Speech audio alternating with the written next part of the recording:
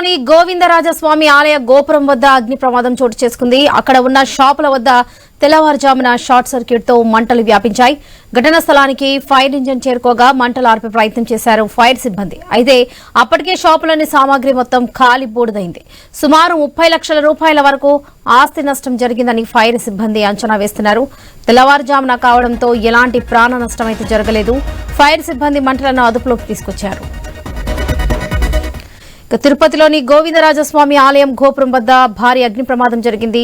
ఇదే విషయానికి సంబంధించి పూర్తి అప్డేట్స్ మా ప్రతినిధి వర్మ అందిస్తారు. వర్మ, ప్రస్తుతం అక్కడ అప్డేట్స్ ఏంటి?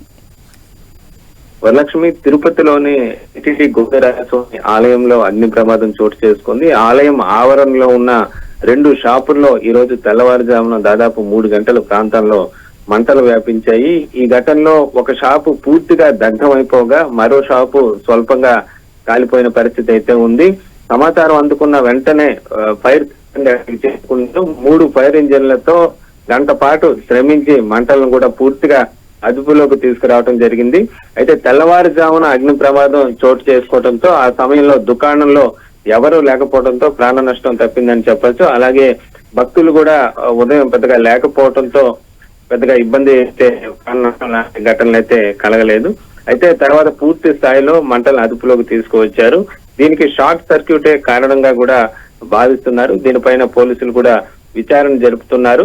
గతంలోనూ గోవిందరాజస్వామి ఆలయ ఎదురుగా ఉన్న షాపుల్లో భారీ అగ్ని ప్రమాదం చోటు చేసుకుంది. దాదాపు 2 ఏళ్ల క్రితం చోటు చేసుకున్న ఆ ప్రమాదంలో కూడా పెద్ద ఎత్తున మంటలు వ్యాపించాయి. షాపులు దగ్ధం కావడంతో పాటు పక్కనే ఉన్న రథం వరకు కూడా స్వామివారి రథ త్రుటిలో ఆ మంటల నుంచి తప్పించుకునే పరిస్థితి అయితే ఏర్పడిందని చెప్పొచ్చు.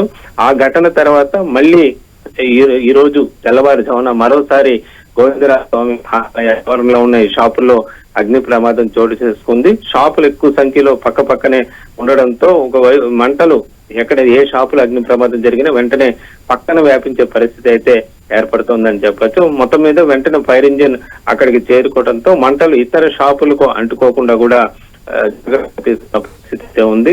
ప్రస్తుతం పూర్తి స్థాయిలో మంటల అదుపులోకి వచ్చిన పరిస్థితి అయితే ఉంది. Varalakshmi. Right Varma, thank you.